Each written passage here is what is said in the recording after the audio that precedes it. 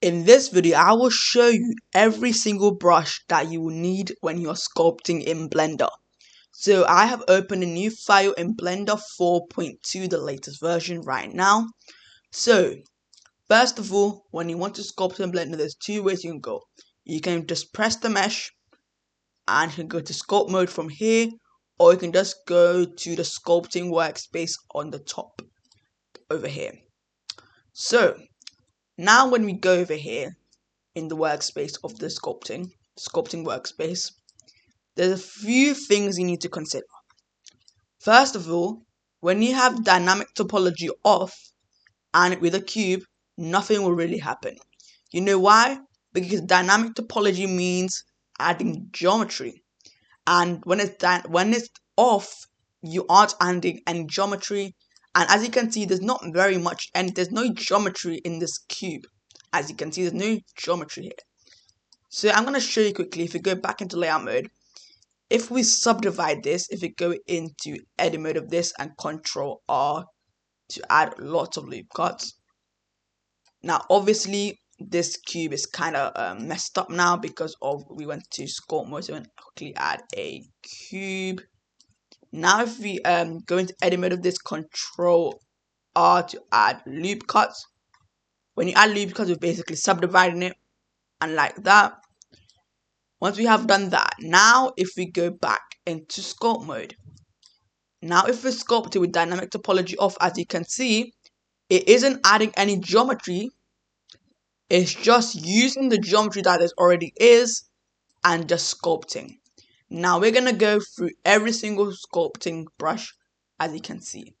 As you can see, if we move this out, you will see the names of them. So for this tutorial, I'm gonna turn on dynamic topology. So we're just going to be adding geometry. And now obviously I will not be using a cube, I would be using a UV sphere, as it's more ideal for like a head shape or something like that. So now when I have dynamic topology off, you can also have x-axis enabled, y-axis enabled, or z-axis enabled, but I'm not going to have them enabled because I'm just showing you what all of them does. So the main brush you always use is the draw brush. So draw brush is basically you drawing on the mesh like that. As you can see, it just adds, basically you're drawing. To sculpt, just do left click and you can just drag and sculpt like that. Now obviously we have some settings over here. You can change the radius of this brush, or you can just do F and you can scale it up and down like that. The strength over here, you can change the strength. As you can see, if you choose the strength to this, you can see the difference, and when you put the strength to like 0.2, you can see the difference like that. So I'm going to keep it to like a 0.5. The direction, add or subtract. So there's a shortcut to this. Right now we're adding, but if you do it to subtract, it will subtract. Now there's a shortcut to this. If you want to add, you can just do left click. If you want to subtract, if you do control left click, it will subtract like that, as you can see. And obviously you can check all the other ones, x-axis mirror and all of that stuff. Okay, so I'm going to quickly go back like that. Now draw sharp. Obviously some of them are self-explanatory, and if you can't really figure out what it actually means, you can look at this little icon that they have given. And also when you hover over this, they also give you their shortcut key. As you can see, for draw sharp is shift spacebar 1, and for draw it would be V. Okay, now for draw sharp, it's going to like draw sharp, like as you can see. Now first of all, if you draw like that, now when we have that, now we can draw sharp on this, as you can see like that. As you can see, we don't have very much geometry, and that is why it's not working. Basically, it's going to sharpen up that thing. Now I'm going to move on to clay. Now what clay essentially does, it smooths out the whole thing but adds geometry to it, and it kind of turns it into clay. And if you don't know what it means, you can just check it out. I really use the clay buff to smooth stuff out. Like as you can see, this is a bit rigid over here. Smooth it out like that, and as you can see, it smooths the whole thing. And by the way, I forgot to tell you, to smooth something out, if you do shift and left click, it will smooth the thing as you can see if you do shift and left click. And we have a smooth brush as well. And the shortcut for the smooth brush is shift and left click. Like that. Now for clay strip, it's basically like the clay sharp and draw sharp. I mean, as you can see, it just creates strips of clay. And it can give you lots of different effects for animals and stuff. Or like, yeah, as you can see, that is kind of cool. And obviously, you can smooth this out to reset everything. Or just do Ctrl Z. Now for clay thumb, this is what it does. This gives this kind of effect. If we zoom in, it will give us more resolution, as you can see. Look at that, and when we zoom out, you can see what type of quality it gives us. So normally you would zoom in and do it. It gives more because this is relative. As you can see, if we go over here, it is on relative. If we go over here in remesh, and right now it's on relative, and relative is normally the one you want to use. Okay. And if you go to dynamic topology, you'll see detailing is relative detail. And most its default is relative detail. Constant detail is that even though if you're here, it will give the same detail. If you're here, it will give the same detail as well. But normally it should be on relative detail. Like that. Okay? So we're gonna go to layer. It's very self-explanatory. Just add a layer. As you can see, just add a layer on top of a layer. On top of a layer like that. It just keeps on adding a layer. So add a layer, and then add a layer like that. Okay. Now inflate. This gives a big inflation like that. As you can see, obviously if it doesn't really work, we can increase the strength. As you can see, that is kind of good. Looks good.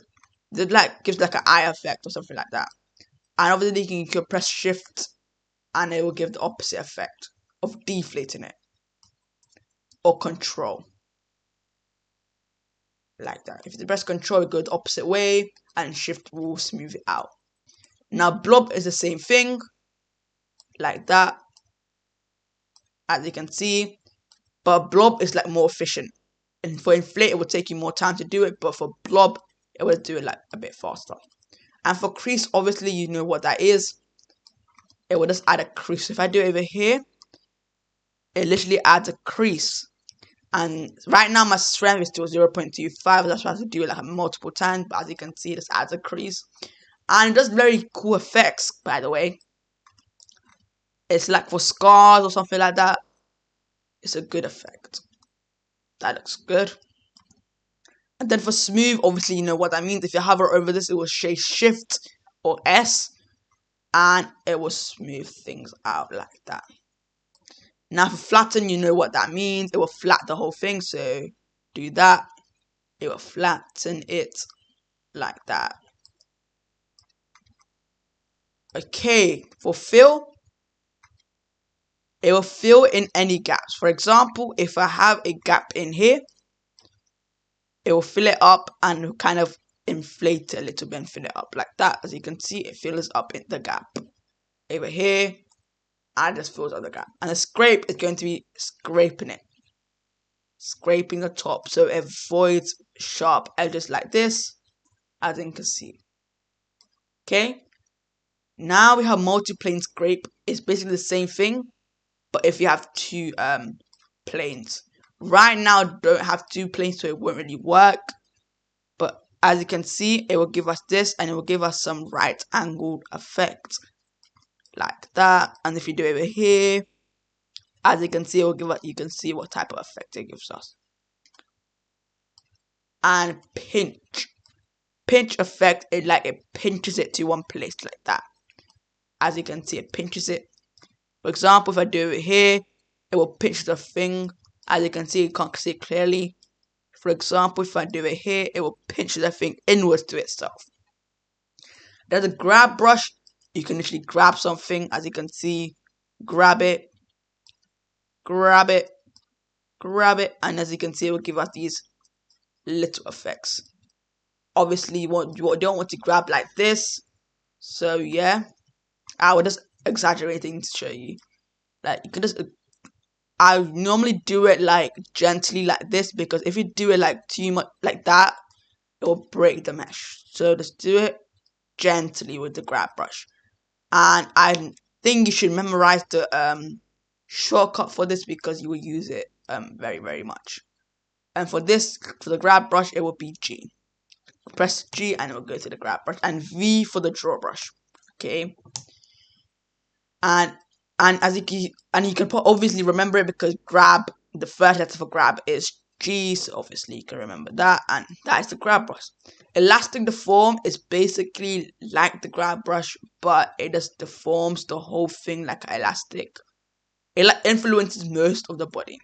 Okay, as you can see, it influences like if you study weight paint mode, you will probably know what I'm meaning. It influences most of the mesh on all of them. A snake hook is very good, as it gives like a snake effect. If I pull it out, and you can see what effect it gives us like that.